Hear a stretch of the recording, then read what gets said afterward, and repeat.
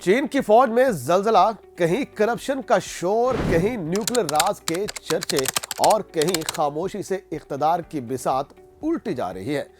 General Jong योशिया जैसे कदावर फौजी रहनुमा पर तहकीकात और फिर मगरबी मीडिया में अमेरिका को न्यूक्लियर राज देने जैसे संगीन इल्जामात, ये सब महज इत्तेफाक नहीं लगता बल्कि एक बड़े सियासी और स्ट्रेटेजिक खेल का हिस्सा दिखाई देता है, जिसमें हर फरीक अपनी बिसात बिछा रहा है और हर चाल के दूर रस असरात हैं। क्या चीन की हुकूमत ने कभी बाज़ाब्ता तौर पर ऐसा कोई इल्जाम आयद किया? जवाब है नहीं।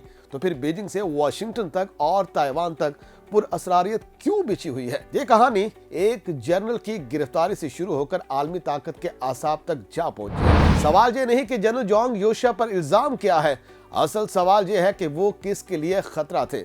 आइए देखते हैं ये सब कुछ इस वीडियो में, हमारे साथ जुड़े रहिए। दोस्तों, सबसे पहले ये समझना जरूरी है कि जनरल जोंग योशिया कोई आम फौजी अफसर नहीं थे। वो चीन की सेंट्रल मिलिट्री कमीशन के वाइस चेयरमैन रहे, जो दरअसल चीन में फौजी ताकत का सबसे बड़ा मरकज है और इसके चेयरमैन खुद शी जिनपिंग हैं। इसका मतलब यह है कि जनरल जोंग चीन की अस्करी फैसला साजी के बिल्कुल मरकज में मौजूद थे। इसके अलावा वो पोलिट ब्यूरो जैसे ताकतवर सियासी फोरम का भी हिस्सा थे, जहां चीन की तवील मुद्दती पॉलिसियों और आलमी हिकमत अमली को हतमी शक्ल दी जाती है।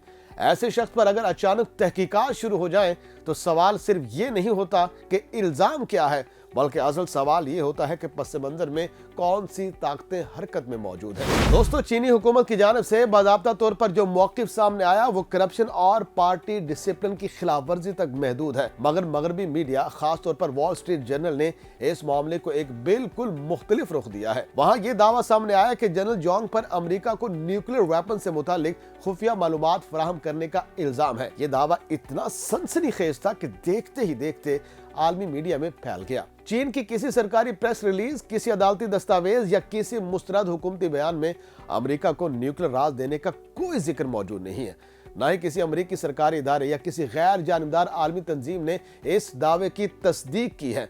सारा बयानिया एक नामालूम जरिए पर मबनी है, जिसका हवाला वॉल स्ट्रीट जर्नल दे रहा है, और यही बात इस खबर की साख को कमजोर बना देती है। तो दोस्तों, अगर हम जरा चीन के अस्करी और सिक्योरिटी निजाम को समझने की कोशिश करें तो ये इल्जाम और भी गैर हकीकी लगने और कई ममालिक के मीडिया ने बगैर तस्दीक इसे हकीकत के तौर पर पेश करना शुरू कर दिया।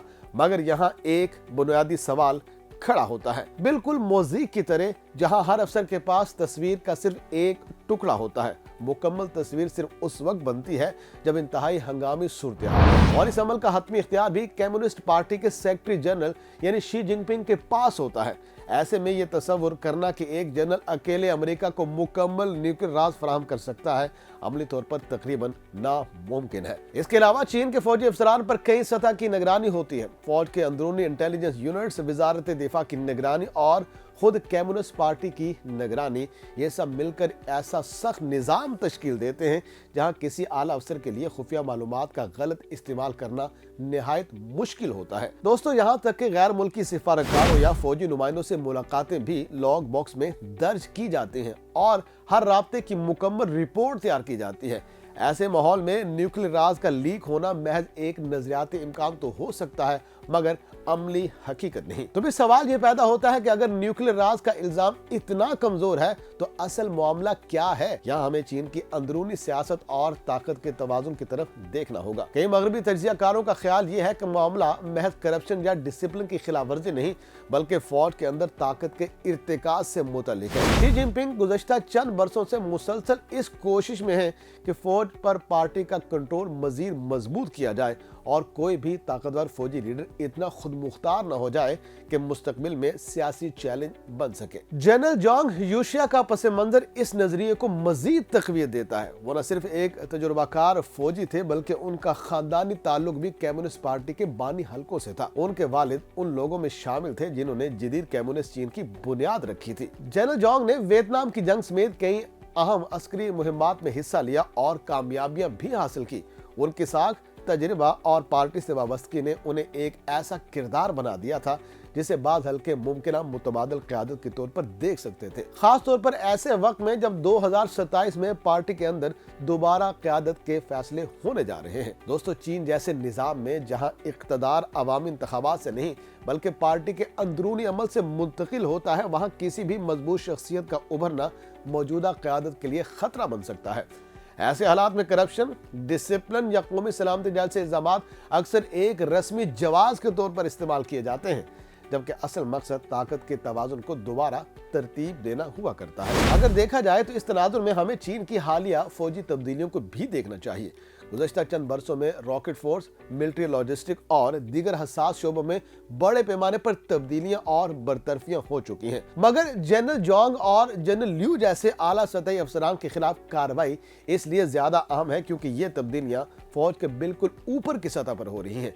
ये इस बात की निशानदेही करती हैं कि शी जिनपिंग न सिर्फ फौज को करप्शन से पाक करना चाहते हैं बल्कि ये भी यकीनी बनाना चाहते हैं कि तमाम अस्करी ताकत बराह रास्त पार्टी की क़यादत के ताबे रहे। चीनी सरकारी मीडिया जैसे ग्लोबल टाइम्स ने इस पूरे मामले को करप्शन के खिलाफ जंग के तौर पर पेश किया है। उनके मुताबिक ये इक़दामात फौजी यकजहती को बहाल करने और पार्टी के नज़्म व ज़ब्त को मजबूत बनाने के लिए किए गए हैं, जबकि दूसरी जानिब मगरबी मीडिया इसे चीन की क़यादत में अदम इस्तेहकाम और अंदरूनी बेचैनी के सबूत के तौर पर पेश कर रहा है। हकीकत शायद इन दोनों बयानों के दरमियान कहीं पर मौजूद है। ये भी हकीकत है कि मगरबी मीडिया में चीन, रूस और ईरान जैसे ममालिक के बारे में मनफी खबरें ज्यादा नुमायां की जाती हैं। इसकी एक वजह आलमी ताकत की सियासत है, जहां मीडिया भी एक स्ट्रेटजिक टूल के तौर पर इस्तेमाल होता है। इसका मतलब ये नहीं कि हर मगरबी रिपोर्ट झूठी है, मगर ये जरूर है कि ऐसी रिपोर्ट्स को बगैर तनकीदी तज्जिये के कबूल नहीं किया जा सकता। आलमी सतह पर इस मामले के असरात भी कम नहीं है। अमेरिका और इसके इत्तेहादी चीन की फौजी क़यादत में होने वाली उन तब्दीलियों को इस बात के इशारे के तौर पर देख रहे हैं कि फैसला साजी में सियासी दबाव बढ़ रहा है। उनके नज़दीक ये सवाल अहम है कि अगर किसी बहरान या मुमकिन तनाज़ुर की सूरत में चीन की अस्करी कमान कितनी मुस्तहकम और मरबूत रहेगी, और एक ऐसे वक्त में जब ताइवान, जुनूबी बहराई चीन और आलमी ताकत के तवाज़ुन जैसे मसाइल पहले ही कशीदगी का शिकार है। चीन की अंदरूनी फौजी सियासत आलमी सिक्योरिटी के लिए एक अहम उनसर बन चुकी है। आखिर में यह कहना गलत ना होगा कि जनरल जोंग यूशिया के खिलाफ तहकीकात महज एक फर्द का मामला नहीं बल्कि एक अलामत है। इस बात की अलामत के चीन में फौज और सियासत के दरमियान ताकत की कशमकश एक नए मरहले में दाखिल हो चुकी है। न्यूक्लियर राज के इल्जामात हों या करप्शन के दावे, ये सब इस बड़े खेल के मोहरे हैं जिसमें असल मकसद ताकत को मरकज में समेटना और मुस्तकबिल की क़यादत को महफूज बनाना है। आने वाले महीने और साल ये तय करेंगे कि ये तब्दीलियां चीन को मजीद मजबूत बनाती हैं या अंदरूनी दबाव को बढ़ा देती हैं, मगर एक बात तय है, ये मामला महज एक खबर नहीं बल्कि आलमी सियासत के बदलते हुए मंजरनामे की एक अहम कड़ी है।